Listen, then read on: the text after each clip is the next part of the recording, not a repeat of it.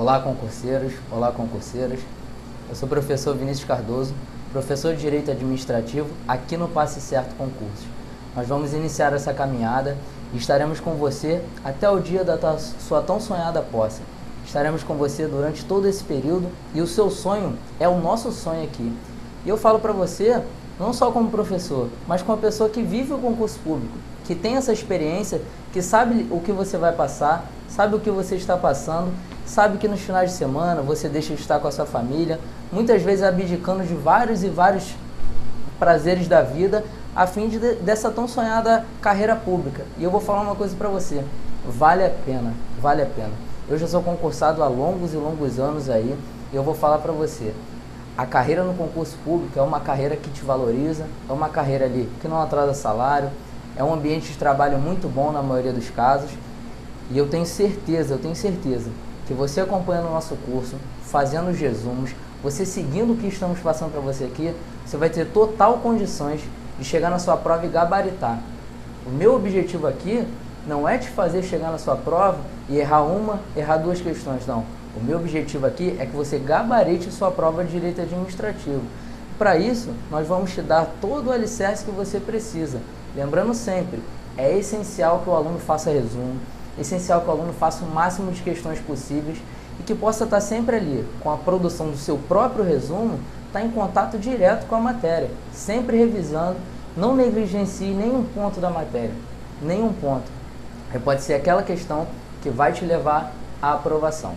Sem mais delongas, vamos dar continuidade aqui, né? Já demos a explanação do que a gente pretende para vocês, o objetivo dessa aula, que é a sua aprovação. Eu vou deixar o meu contato direto, né? O meu e-mail e o meu Instagram.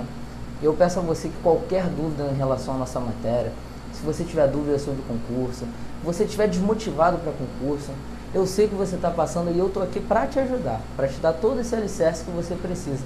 Entre em contato, manda e-mail. Professor, o senhor não deu essa matéria ainda, mas eu lá na frente eu já fiz uma questão, pintou essa dúvida, pode mandar e-mail. O mais rápido possível eu vou te responder, certo? E o que é o direito administrativo, né? Esse ramo do direito público aí, que basicamente estuda a relação entre o particular e a administração pública, entre a administração pública e seus agentes, suas entidades e seus órgãos. O que é essa administração pública? O que é o direito administrativo? Bom, o direito administrativo, como eu falei, ele está sempre interligado a essa questão do Estado. Mas que Estado é esse, professor? Bom, esse Estado ele é composto de três elementos, né? Três elementos básicos que a gente vê aí, tanto na matéria de direito constitucional quanto na matéria de direito administrativo. Os elementos pode cair também no direito constitucional e direito administrativo. Então é importante que você veja essa aula e faça esse link, né? Lembrando sempre que a base do direito administrativo está também na Constituição. Nós vamos ver à frente do nosso curso que o direito administrativo, diferente da maioria das outras disciplinas, ele não é codificado. Você quer estudar direito constitucional, você pega a Constituição. Você quer estudar direito civil, você pega o Código Civil. Não existe isso no direito administrativo, né? O direito administrativo é uma coxa de retalhos. Você tem base na Constituição, você tem base na Lei 9784, na Lei 8.112, e aí, na Lei 8429, na doutrina, na jurisprudência. Pessoal, não sei o que é doutrina e jurisprudência. Mais à frente, ao longo do nosso curso, nós vamos ver cada conceito desse com cada detalhe. E lembrando sempre, pintou dúvida, não hesite. Professor, eu estou com dúvida nisso, e-mail. Manda e-mail a hora que for, eu vou estar lá pronto para te responder. Bom, dentro dos elementos do Estado, nós temos o povo, o território e a soberania. Professor, o que é povo? Povo são aquelas pessoas que têm um vínculo jurídico com aquele Estado. Que vínculo jurídico é esse, professor? No nosso caso aqui, é a nacionalidade. Está previsto lá no nosso texto constitucional, lá no nosso artigo 13. Esse vínculo jurídico é o que faz daquelas pessoas ter vínculo jurídico com o Estado e ser chamado de povo. Território é toda a extensão daquele Estado. No nosso caso aqui, o Estado brasileiro tem toda a extensão territorial, que a gente sabe, né? Vai lá do Nordeste ao Sul, do Norte ao Sul. Então, essa é a extensão do território brasileiro. E a soberania? Soberania é o que faz com que o Estado ele não seja hierarquizado, ele não seja submisso a nenhum outro Estado. Não existe hierarquia entre o Brasil e os Estados Unidos, não existe hierarquia entre a Rússia e a Venezuela, não existe hierarquia entre nenhum Estado. Então, esses Estados são soberanos dentro de si, dentro do seu território, dentro ali da sua população, dentro do seu povo. Então, esses Estados não estão submetidos ao jugo de outros Estados. Mas, professor, e a ONU? A ONU é um organismo internacional. A Organização das Nações Unidas é um organismo internacional que os Estados decidiram, lá com a promulgação em 1948, aderir à ONU. E aí sim, se submeter ao jugo de algumas questões internacionais, mas não dentro do seu próprio território. Certo, pessoal? Estado é uma entidade com poder soberano para governar um povo, dentro de uma área territorial delimitada e tendo por finalidade o bem comum. Professor, finalidade? Então, como eu falei para vocês, povo, território e soberania são os 3 elementos do Estado. Porém, alguns doutrinadores trazem a finalidade, o elemento teleológico, como um 4º elemento. Se na sua questão de concurso aparecer finalidade, marque como certa. E se não aparecer, professor? Também está correta. Alguns sinônimos também aparecem em relação ao poder soberano. Pode aparecer soberania, pode aparecer poder soberano, pode aparecer governo. Então, não brigue com o examinador. Entenda a questão. Quando você fizer muitas e muitas questões, muitas vezes você vai ter aquela sensação de que pode ter uma pegadinha ali, mas você já respondeu tantas questões, você sabe exatamente onde o examinador está querendo que você escorregue. Então, finalidade pode sim ser um 4º elemento. Tá? Não necessariamente vai aparecer na sua prova, mas pode estar lá e se tiver, marca a questão como correta. Outra coisa, eu vou sempre trazer uma questão aqui de certo e errado, e aí não é preferência de banco, alguma coisa, é uma maneira de ratificar o conteúdo de forma rápida, né? Para que você confirme aquilo que você aprendeu, para que você sedimente, né, solidifique aquilo que você aprendeu, de maneira que a questão ela vai estar todo o tempo te testando de verdade, se você aprendeu ou não aprendeu aquilo. E a hora de errar é agora. Né? Nós temos tempo para errar, você vai ver a matéria, você vai resumir, vai fazer questões.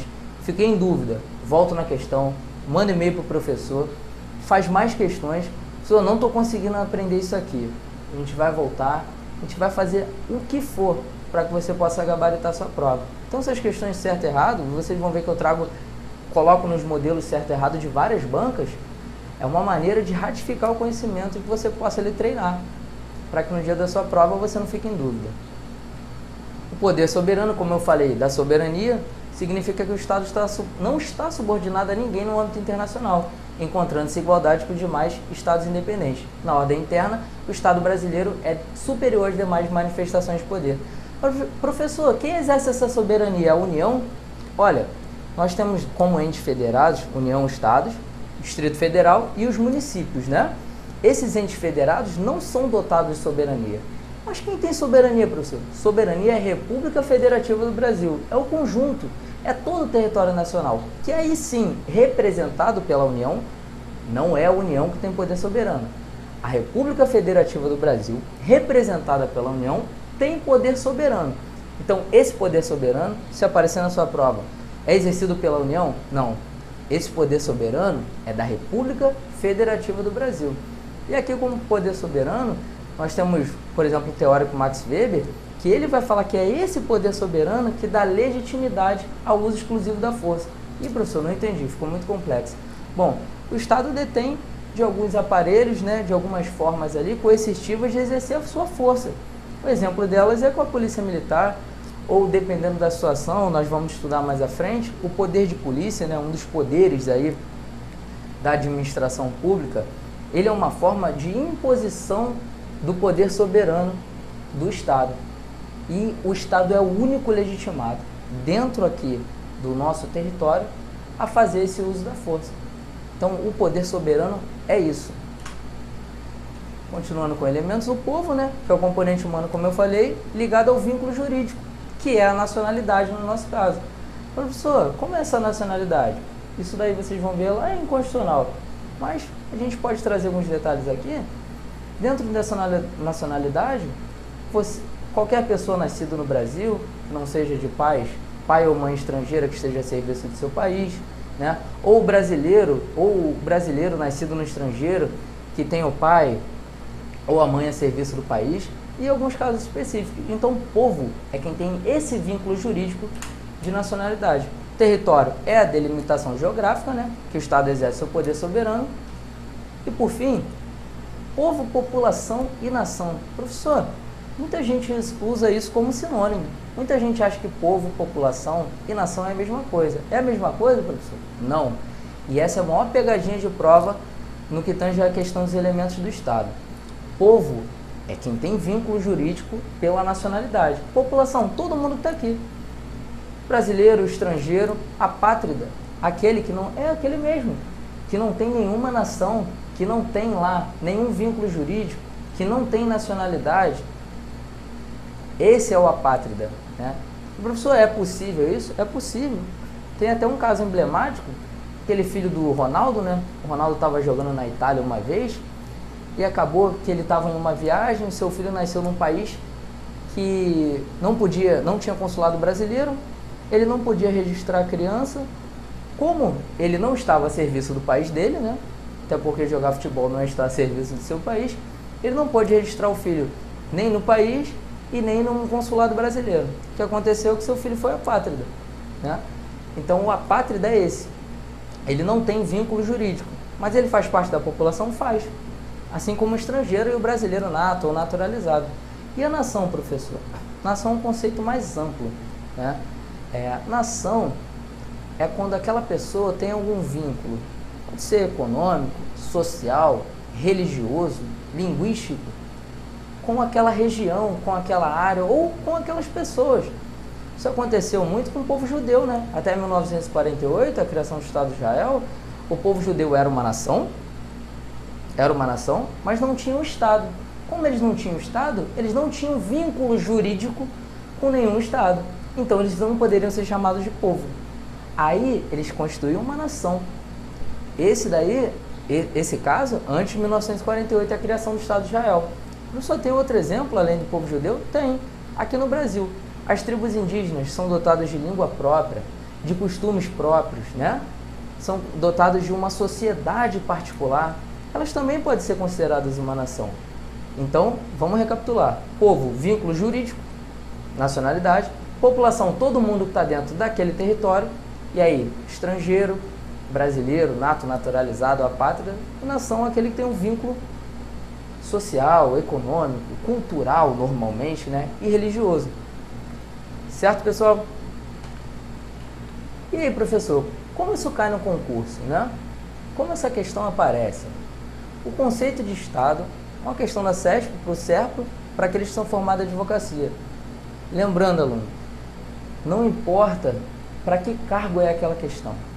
Se você aprender a matéria, se você se debruçar nos seus resumos, se você tirar as dúvidas nos detalhes que você acha que não aprendeu, você vai estar apto a responder questão para qualquer cargo. Então não se assuste. Professor, eu estou fazendo cargo de nível médio, estou fazendo cargo de nível fundamental, eu vou fazer uma questão de juiz? Vai. Mas eu vou ter um pouco mais de dificuldade. Você pode ter um pouco mais de dificuldade no vocabulário jurídico, né, o tal juridiquês, que eu particularmente não gosto. Eu vou trazer aqui para você a verdade nua e crua, o que vai aparecer no seu concurso, né? Eu não vou trazer aqui o vocabulário jurídico rebuscado, a menos que seja muito necessário. Se ele for estritamente necessário, eu vou trazer aqui para você. Então, vou trazer questão de direito, de advogado, vou trazer questão de juiz, de promotor, vamos trazer questão de técnico judiciário, vamos trazer questão de vários cargos, para que você possa aí não ser surpreendido pela sua banca, entendeu? O conceito de Estado possui basicamente 4 elementos. Nação, já errou. Mas professor, e o resto? Calma. Chegou numa questão de certo e errado, ou você está respondendo A, B, C, D, E. Se eu estou respondendo A, B, C, D, E, identifiquei um erro grotesco na letra A, risquei. Já não é essa. Eu paro por aí? Para. Concurso você tem que ganhar tempo. O aluno tem que ganhar tempo em cada questão. Você tem que estar ali, gastar 1 minuto e meio, 2 minutos, não é questão de direito. As questões de português você acaba gastando um pouco mais de tempo, de raciocínio lógico às vezes um pouco mais, né? Até no português você gasta bem menos tempo em gramática, mais tempo em interpretação. Agora, para direito, 1 minuto e meio, 2 minutos é ideal. E como é que você vai fazer isso? Você vai fazer isso identificando o erro logo. Eu tenho certeza que isso é errado, já arrisca a questão. Mas, professor, eu não estou conseguindo responder 1 minuto e meio, estou gastando 5 minutos. Ótimo. Você tem que saber quanto tempo você está gastando em cada questão. À medida que o tempo for passando, você vai ver gradativamente esse tempo vai diminuir. Claro que uma questão mais rebuscada ou outra, você vai levar um pouco mais de tempo. Mas tenta tirar essa média aí, 1 minuto e meio, 2 minutos, para que você possa fazer sua prova de forma tranquila, possa marcar o cartão resposta de forma tranquila, possa ter tempo, às vezes, para uma questão que dê um pouco mais de trabalho, raciocínio lógico em português. Então, fica sempre atento a isso, ganhar tempo, otimizar o tempo. Professor, aqui eu estou querendo aprender o beabá, eu estou no início, você já está falando... Eu estou falando isso porque você tem que almejar ter isso lá na frente. E você só vai ter isso resolvendo milhares de questões. Milhares de questões.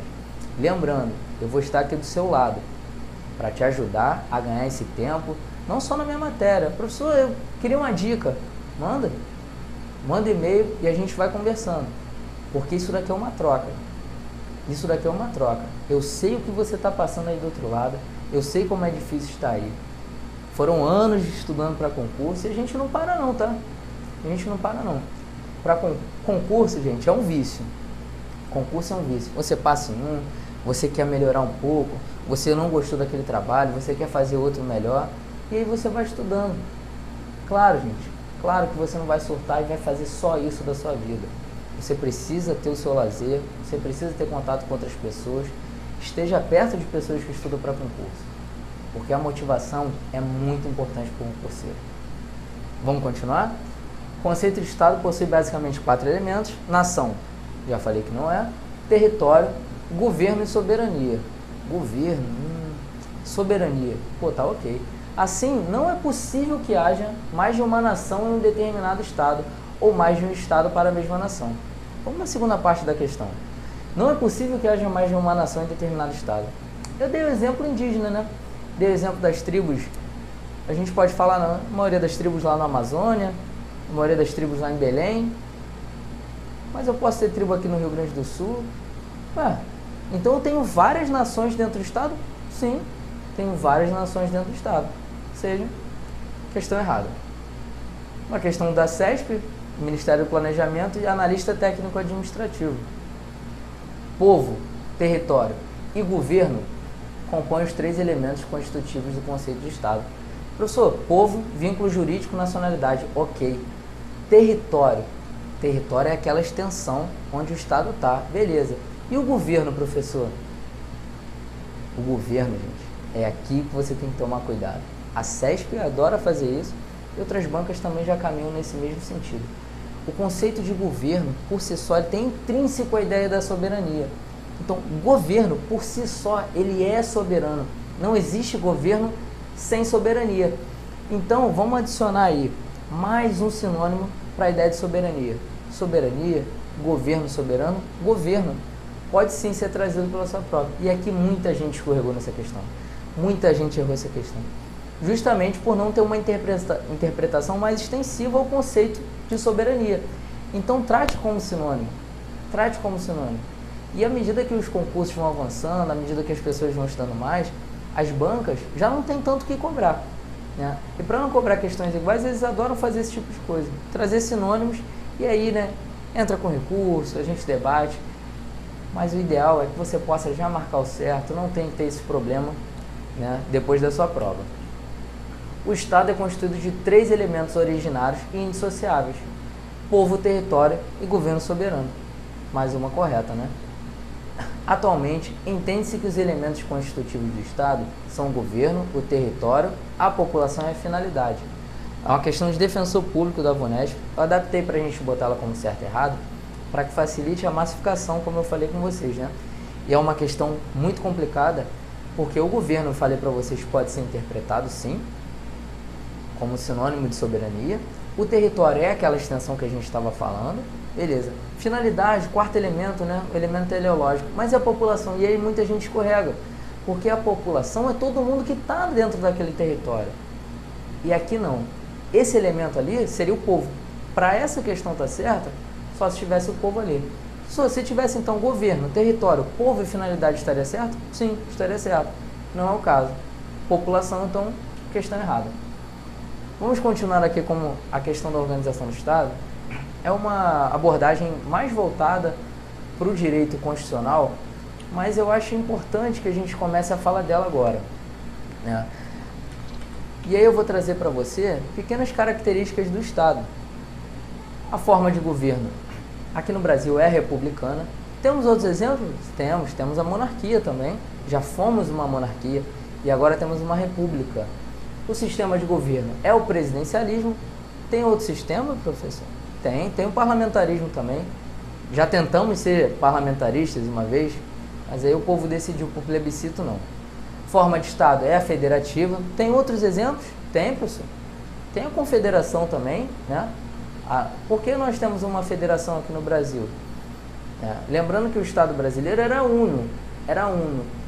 E aí nós tivemos a divisão com o passar do tempo em federações. Inclusive, a nossa bandeira, né, por 4 dias, na verdade, já foi igual ao modelo americano. Justamente por tentar mostrar para as pessoas que o símbolo, como a bandeira é, o símbolo ali federativo, como os Estados Unidos é o maior exemplo federativo no mundo, estava presente. E o que essa federação dá? Essa federação tem uma ideia de autonomia dos estados, né? Ela tem uma ideia de, nós vemos lá na Constituição, lá no artigo 21, 22, 23, 24 e o 30, 26 também, né, competências do Estado.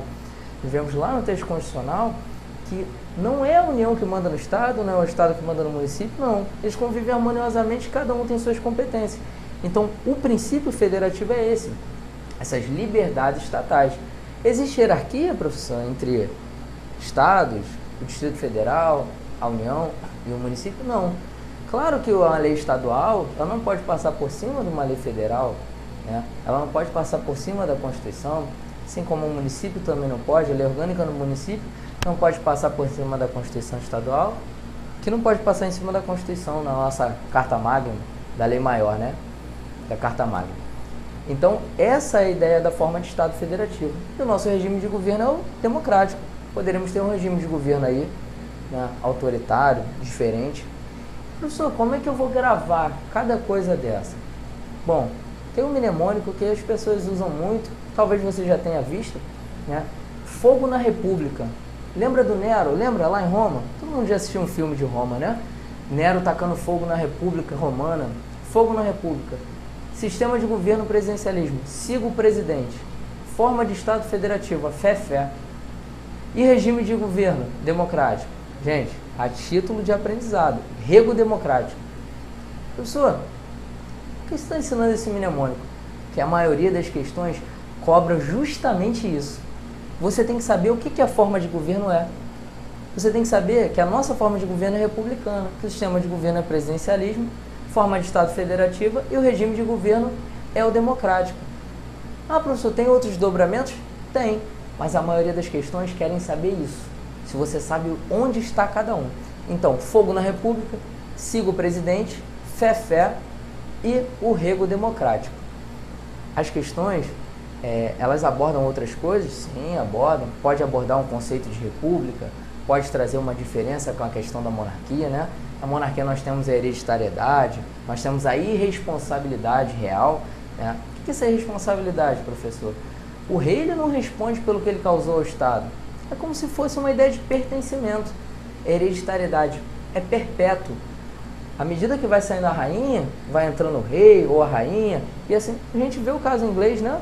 A monarquia já de vários e vários séculos, e a rainha Elizabeth vai sair, vai entrar um filho ou uma filha sendo príncipe.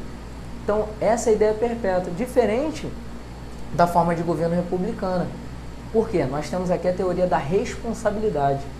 O chefe do poder executivo, assim como os outros chefes, eles têm responsabilidade social. Por exemplo, se eu quebrar o decoro parlamentar, eu posso ser cassado? Posso sofrer um impeachment? Posso.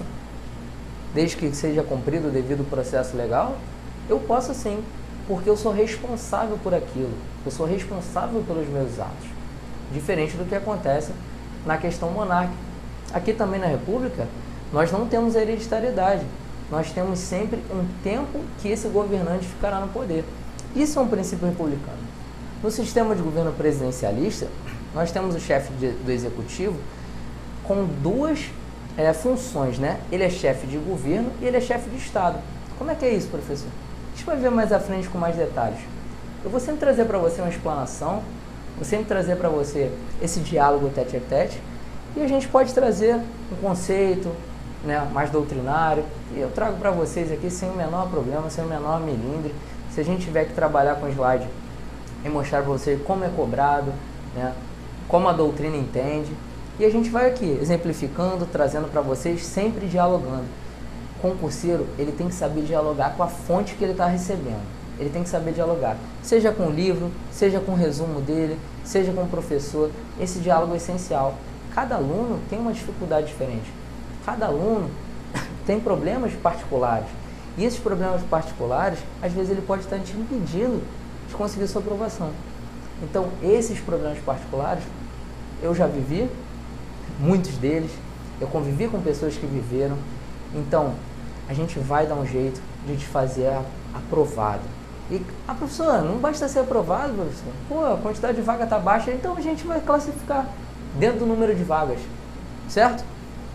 Então vamos continuar. O presidencialismo, o chefe do Poder Executivo, ele é chefe de governo e chefe de Estado. Chefe de governo, ele administra a coisa pública dentro do território nacional, dentro das competências, aí no caso, que é a União, né, que é a nossa entidade, a nossa pessoa jurídica, delega ao órgão. Que órgão é esse, professor? O órgão da presidência da República. Professor, eu não sei a diferença disso. Calma que a gente já vai ver. Então, o presidente, ele é chefe do executivo, né? Chefe do poder executivo, teoria dos três poderes, executivo, legislativo e judiciário. O presidente, chefe de governo, ele administra a coisa pública. E como chefe de Estado, ele representa o país lá no exterior.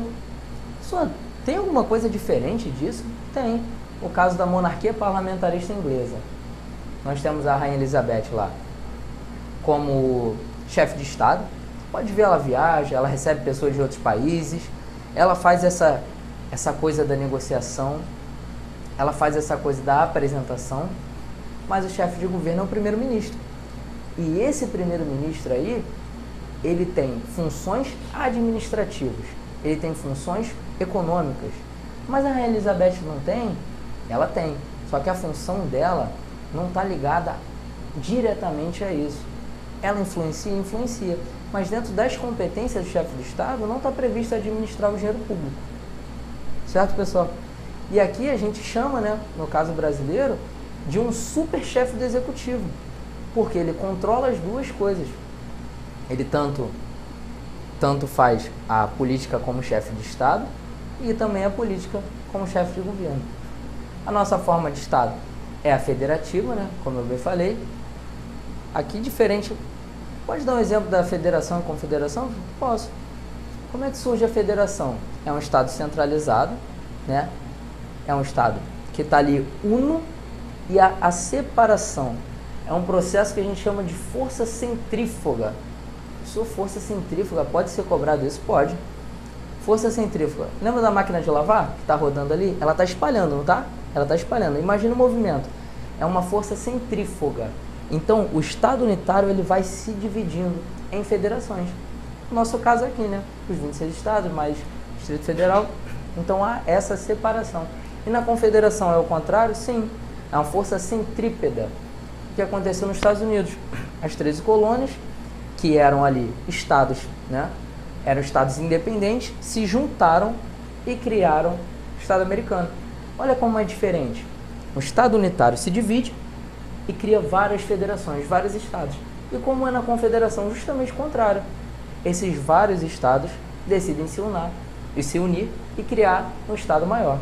E o regime de governo, né, é o que a gente está mais habituado aí a lidar no dia a dia, que é o caso do regime de governo democrático. Poderia ser um governo autoritário, ditatorial, sim.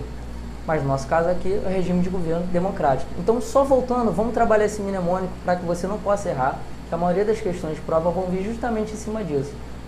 Fogo na República, siga o presidente, forma de Estado, que é a fé, e o rego democrático. Bom, por hora a gente vai encerrar por aqui e a gente continua com mais organização do Estado no próximo bloco.